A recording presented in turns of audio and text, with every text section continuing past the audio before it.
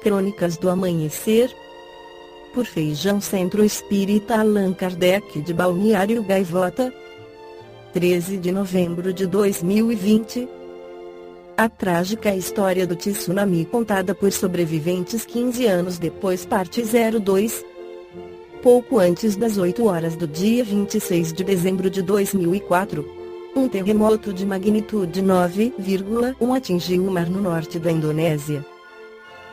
Nas horas que se seguiram, um enorme tsunami varreu o Oceano Índico, matando cerca de 230 mil pessoas, a maioria na Indonésia.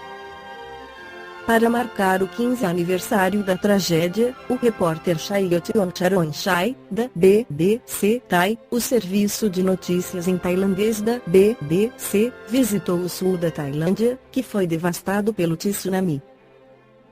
Confira abaixo os relatos de alguns dos que sobreviveram e o que eles fizeram para ajudar os demais afetados por essa tragédia. O Itaia Tantauanishi socorrista, praia de Patong, não parecia a onda assassina que você vê nos filmes naquela manhã. A praia de Patong estava muito tranquila.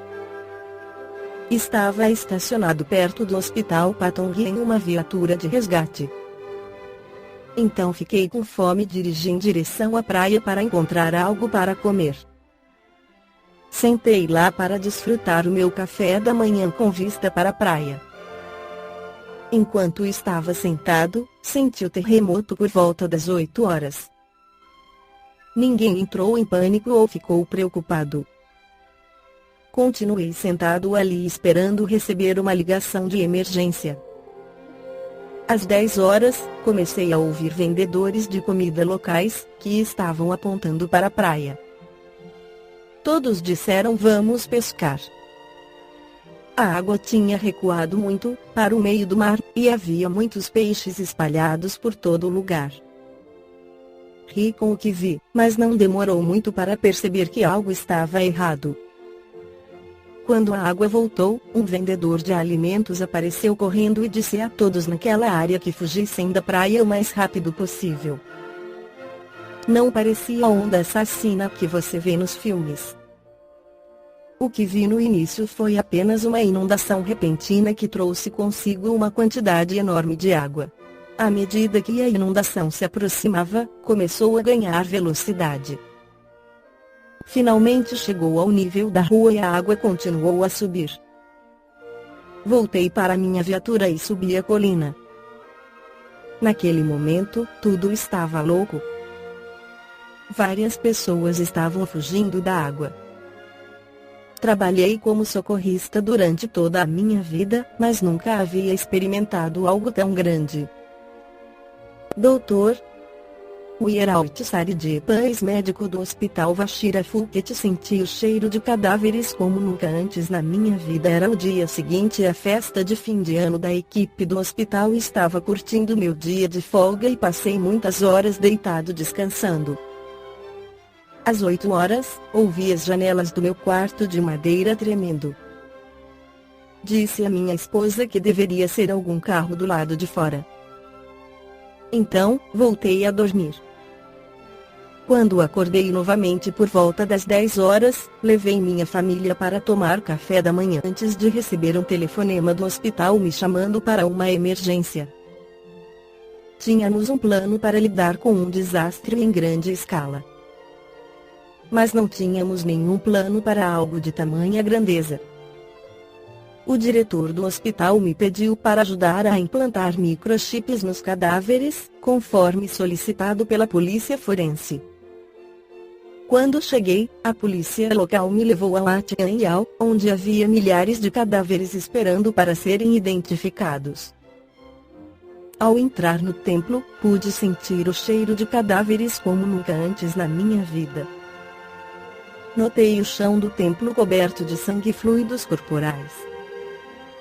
Centenas de pessoas foram enviadas. A maioria delas teve fraturas nos ossos ou cortes em seus corpos. Então começamos a receber cadáveres. Sanhan Shanyang, mestre de cerimônias e agente funerário no templo Yanyao. Meu filho ficou preso e morreu dentro do prédio. Liderei a cerimônia de oração na manhã de 26 de dezembro de 2004, um dia sagrado budista. Fiz a prece no microfone, para que todos pudessem ouvi-la. De repente, a luz acabou e sentimos o terremoto. Continuei sem o alto-falante depois.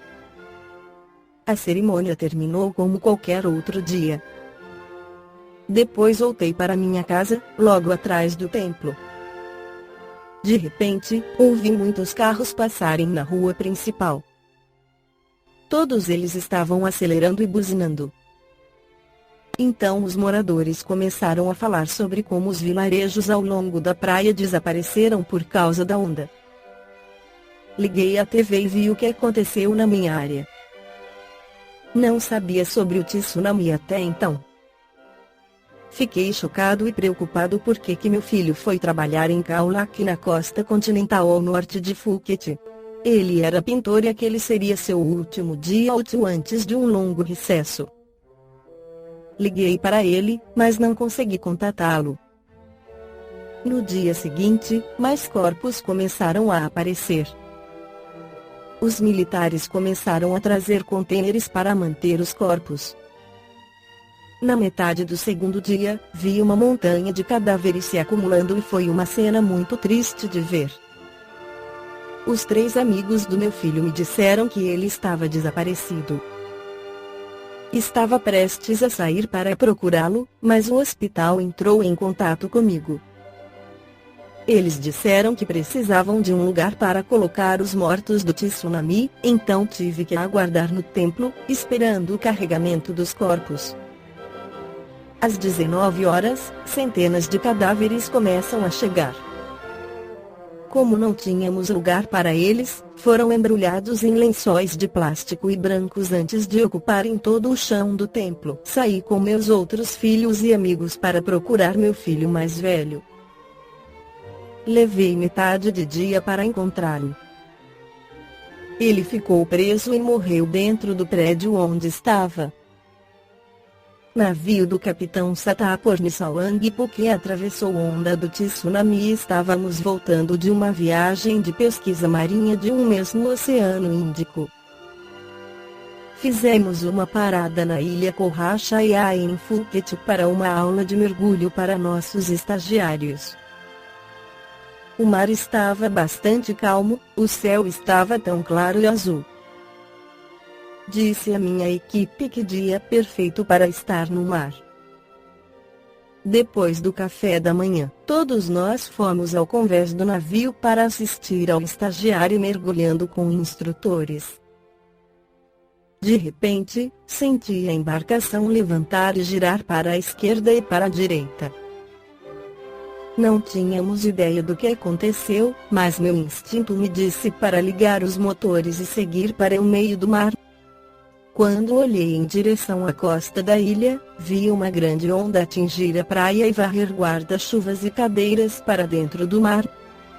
Então a água recuou, bem longe, antes que a segunda onda atingisse a praia novamente. Desta vez, arrastou bangalôs e restaurantes até o mar. Foi uma onda como nenhuma outra.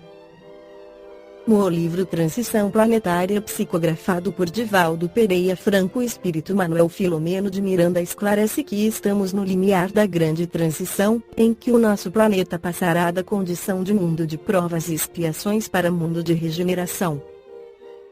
Isso já constava no planejamento celestial há muito tempo e não se dará, obviamente, num passe de mágica, pois se trata de um processo de transformação lento e gradual, porém, impostergável.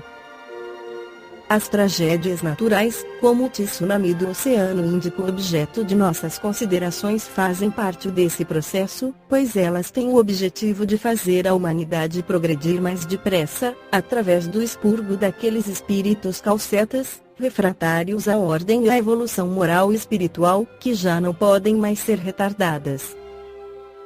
Eles passarão algum tempo em outras esferas, aprendendo as leis do amor e do bem, até que tenham condições de retornar ao nosso planeta, para dar seu contributo em benefício do progresso da humanidade. Na extraordinária obra, os leitores conhecerão os mecanismos e as razões de ordem superior da transição planetária, em favor das mudanças urgentes e necessárias que promovam o respeito às leis, a ética e a natureza, transformando o homem num ser integral, consciente dos seus deveres para com Deus, consigo próprio e o próximo. Desse modo, afirma Manuel Filomeno de Miranda que as grandes calamidades de uma ou de outra procedência têm por finalidade convidar a criatura humana à reflexão em torno da transitoriedade da jornada carnal em relação à sua imortalidade. As dores que defluem desses fenômenos denominados como flagelos destruidores, objetivam fazer a humanidade progredir mais depressa. Já não dissemos ser a destruição uma necessidade para a regeneração moral dos espíritos, que, em cada nova existência, sobem um degrau na escala do aperfeiçoamento? Preciso é que se veja o objetivo, para que os resultados possam ser apreciados. Somente do vosso ponto de vista pessoal os apreciais, daí vem que os qualificais de flagelos, por efeito do prejuízo que vos causam. Essas subversões, porém, são frequentemente necessárias para que mais pronto se dê o advento de uma melhor ordem de coisas e para que se realize em alguns anos o que teria exigido muitos séculos. Eis, portanto, o que vem ocorrendo nos dias atuais.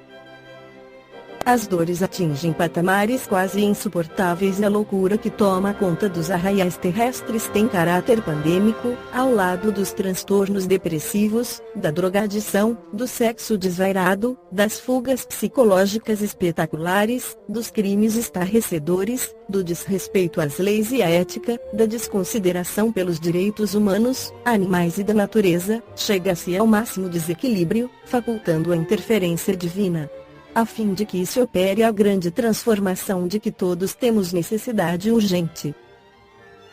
Contribuindo na grande obra de regeneração da humanidade, espíritos de outra dimensão estão mergulhando nas sombras terrestres, a fim de que, ao lado dos nobres missionários do amor e da caridade, da inteligência e do sentimento, que protegem os seres terrestres, possam modificar as paisagens aflitivas, facultando o estabelecimento do reino de Deus nos corações. Esta foi a crônica do amanhecer de 13 de novembro de 2020. Por Feijão Centro Espírita Allan Kardec de Balneário Gaivota. Que a paz esteja com todos.